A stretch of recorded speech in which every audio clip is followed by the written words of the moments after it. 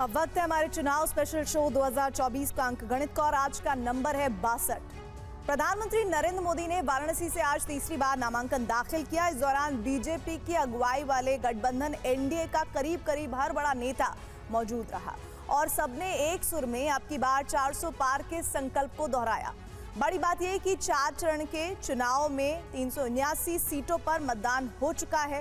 अब 3 चरण में सिर्फ 164 सीटों पर ही चुनाव बाकी है, लेकिन बीजेपी और एनडीए का दावा है कि प्रधानमंत्री ने अब की बार जो 400 पार का संकल्प लिया है वो सिद्ध जरूर होगा, जबकि विपक्षी गठबंधन एनडीए को 150 पर ही रोक देने के दावे हो रहे हैं। वहीं वाराणसी से नामांकन दाखिल करने के बाद अपनी पहली चुनावी रैली में भी प्रधानमंत्री ने इस बार 400 पार के संकल्प को दोहराया। फिलहाल ये संकल्प सिद्ध होगा या नहीं ये तो 4 जून को पता चलेगा, लेकिन अभी वाराणसी में प्रधानमंत्री के नामांकन से कितनी सीटों के अंक गणित पर असर पड़ सकता है, आइए आपको बताते हैं।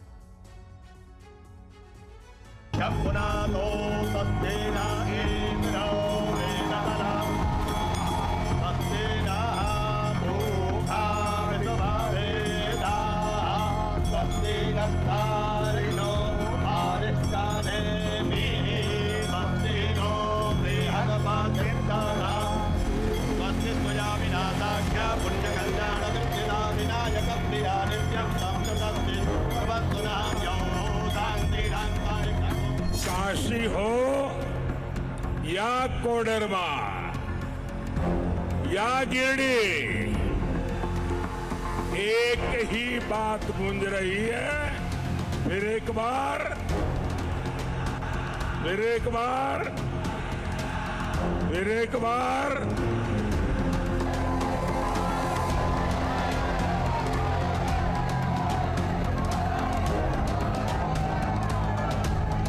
ये लड़ाई जो है, इलेक्शन जो है, पहली बार ये इस संविधान को बचाने का इलेक्शन है। For the last 10 years, he brought stability for this country and sustainability. And now he is planning for Vikasit Bharat 2047. All these things are going to happen.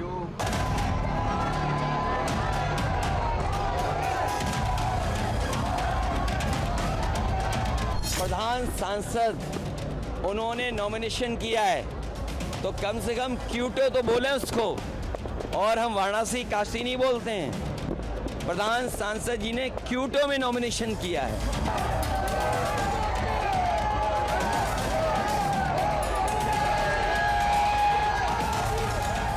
2014, 2019 के सब रिकॉर्ड टूटेंगे, 2024 में बड़ा रिकॉर्ड बनेंगे। जहाँ एक तरफ बटा हुआ विपक्ष है तो वहीं हम लोग का पूरा अलायंस एक साथ, और यकीनन हम लोग 400 पार के लक्ष्य को पूरा करेंगे।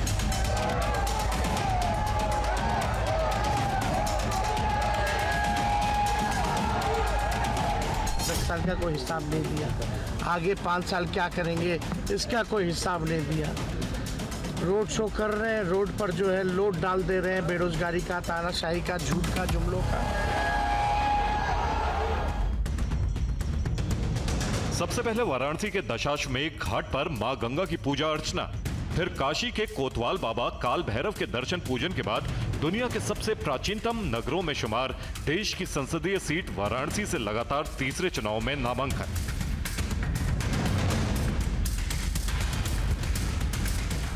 वाराणसी में 7वें और अंतिम चरण के चुनाव में मतदान होना है। इसके लिए नरेंद्र मोदी ने बीजेपी उम्मीदवार के तौर पर नामांकन दाखिल कर दिया है। इस दौरान जिला निर्वाचन अधिकारी के दफ्तर में नरेंद्र मोदी के साथ आचार्य गणेश्वर शास्त्री द्रविड़ और उत्तर प्रदेश के मुख्यमंत्री योगी आदित्यनाथ भी मौजूद थे। वैसे वाराणसी से नामांकन के समय प्रधानमंत्री नरेंद्र मोदी के साथ बीजेपी और एनडीए के 25 दिग्गज नेता भी मौजूद थे। इसके अलावा उनके साथ 4 वो खास लोग भी थे जो लोकसभा चुनाव 2024 में वाराणसी से बीजेपी के उम्मीदवार नरेंद्र मोदी के प्रस्तावक भी बने। वो 4 खास लोग कौन हैं? साथ ही एनडीए से कौन कौन नेता नरेंद्र मोदी के नामांकन के लिए वाराणसी पहुंचा, आपको आगे बताएंगे। अभी आप नामांकन के बाद पहली चुनावी रैली में प्रधानमंत्री को सुनिए। काशी के लिए मैं पीएम नहीं, एमपी हूं। कोडरमा और गिरिडीह वालों को भी यही समझकर वोट डालना है, मोदी ही आपका एमपी है, मोदी ही आपका पीएम है।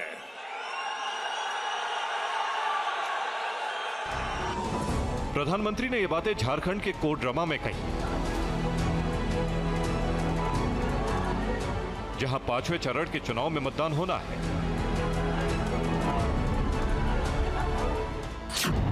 देश की 543 लोकसभा सीटों में 379 पर 4 चरण के चुनाव में मतदान हो चुका है।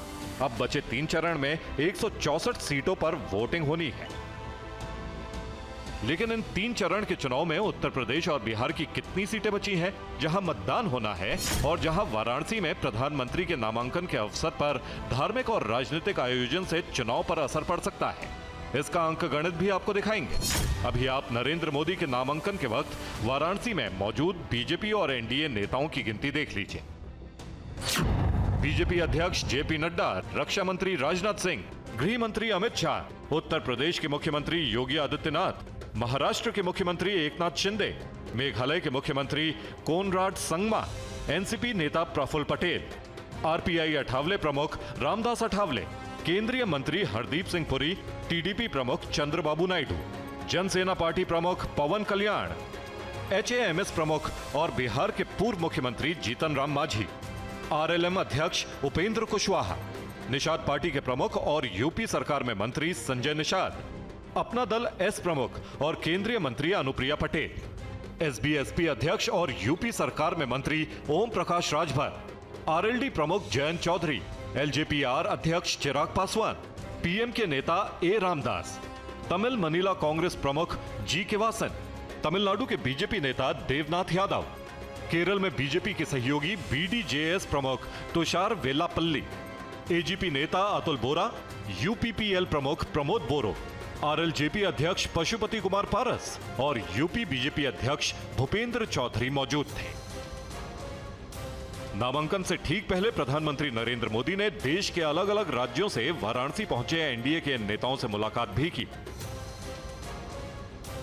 कुल मिलाकर वाराणसी में प्रधानमंत्री नरेंद्र मोदी के नामांकन के जरिए बीजेपी ने न सिर्फ शक्ति प्रदर्शन किया बल्कि एनडीए की एकजुटता भी दिखाई। आज बहुत ही खुशी का दिन है, ऐतिहासिक दिन है कि आदरणीय प्रधानमंत्री मोदी जी के नामांकन कार्यक्रम में हमें शामिल होने का मौका मिला।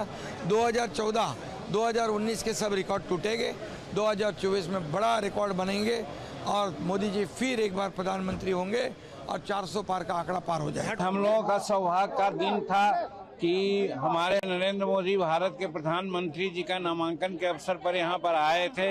हम लोग सब भगवान से प्रार्थना किया है और उनके लिए सुंदर भविष्य की कामना किया है कि उनका जो कौल है कि अब की बार 400 पार करेंगे और भारत का तीसरी बार प्रधानमंत्री बने। और जिस तरीके से पूरा गठबंधन आज एक साथ है, यही हम लोग की ताकत भी है, हम लोग की एकजुटता। जहाँ एक तरफ बटा हुआ विपक्ष है तो वहीं हम लोग का पूरा अलायंस एक साथ, और यकीनन हम लोग 400 पार के लक्ष्य को पूरा करेंगे।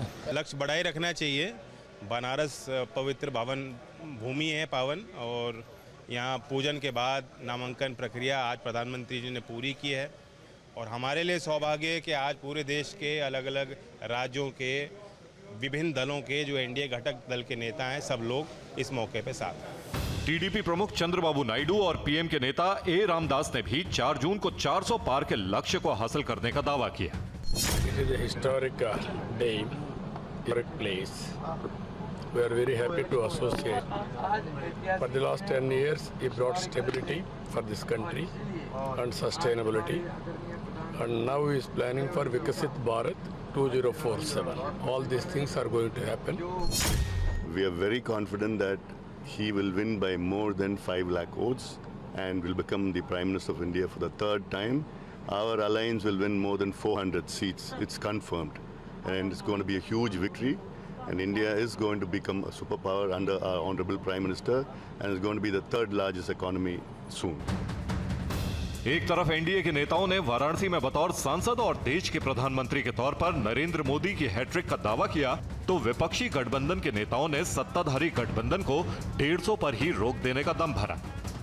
प्रधान सांसद उन्होंने नॉमिनेशन किया है तो कम से कम क्यूटो तो बोले उसको, और हम वाराणसी काशी नहीं बोलते हैं। प्रधान सांसद जी ने क्यूटो में नॉमिनेशन किया है।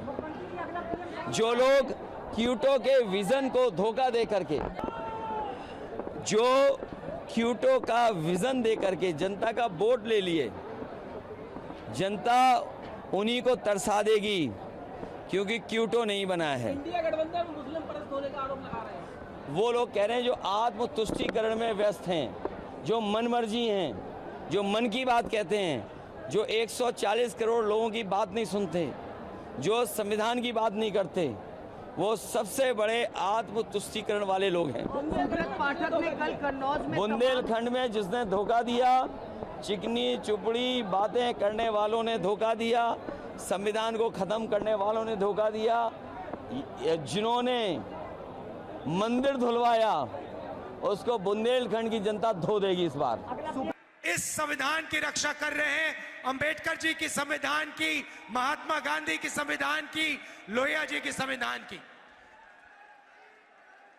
और बीजेपी, आरएसएस, नरेंद्र मोदी इस किताब को खत्म करना चाहते हैं, नष्ट करना चाहते हैं, फाड़ के फेंक देना चाहते हैं।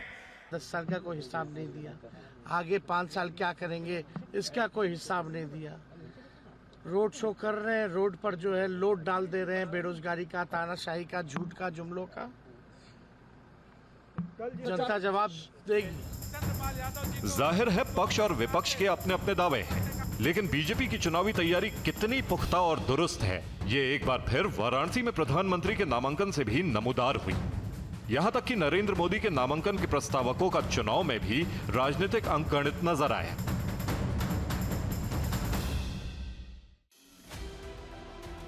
प्रधानमंत्री नरेंद्र मोदी के प्रस्तावकों में पहले थे आचार्य गणेश शास्त्री द्रविड़। इन्होंने ही राम मंदिर की प्राण प्रतिष्ठा का मुहूर्त निकाला था। दूसरे प्रस्तावक थे बैजनाथ पटेल, जो पिछले वर्ग से आते हैं और आरएसएस के पुराने समर्पित कार्यकर्ता हैं। तीसरे प्रस्तावक थे लालचंद कुशवाहा, ये भी पिछड़े वर्ग से आते हैं और बीजेपी के स्थानीय नेता हैं। चौथे प्रस्तावक थे संजय सोनकर, जो अनुसूचित जाति वर्ग से आते हैं और वाराणसी में बीजेपी के जिला महामंत्री हैं।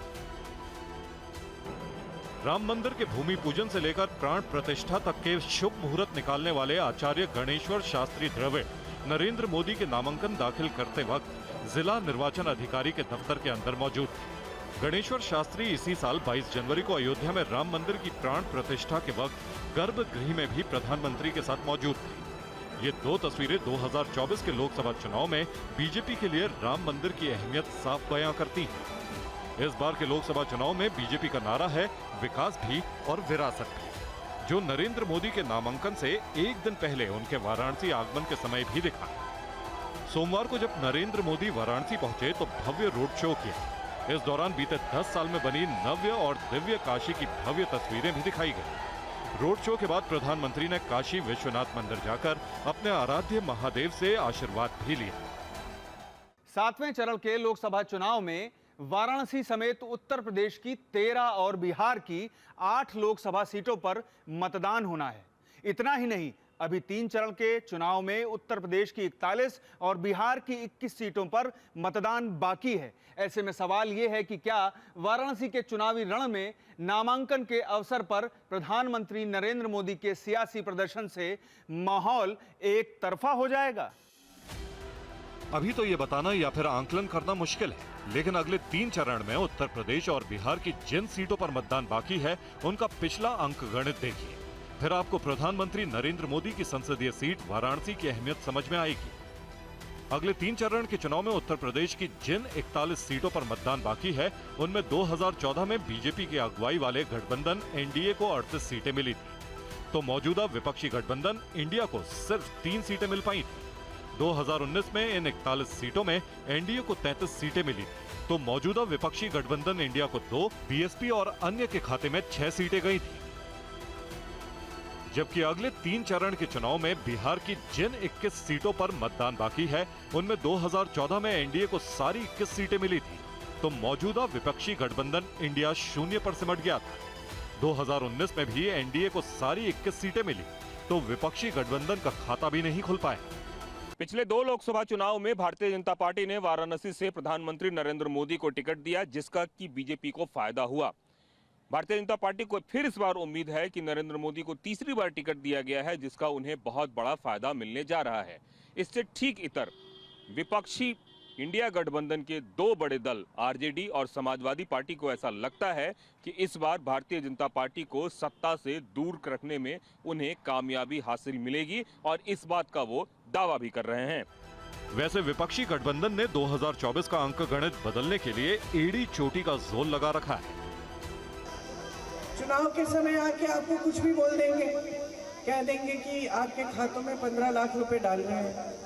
चुनाव के बाद नहीं होता, कहते कि वो तो चुनाव के लिए जुमला था, वो कहाँ बोला था हमने, क्योंकि उनको ये एहसास हो गया है कि उनको आपसे वोट लेने के लिए काम करने की जरूरत है। कांग्रेस चाहे जो दावा करे, बीजेपी के चाणक्य अमित शाह ने 4 चरण के चुनाव में ही एक बार फिर मोदी सरकार पर मोहर लगा दी। 4 चरण पूरे हो गए हैं, 380 सीटों का चुनाव पूरा हो गया है। बंगाल में 80 सीटों का चुनाव पूरा हो, 18 सीटों का चुनाव पूरा हो गया है।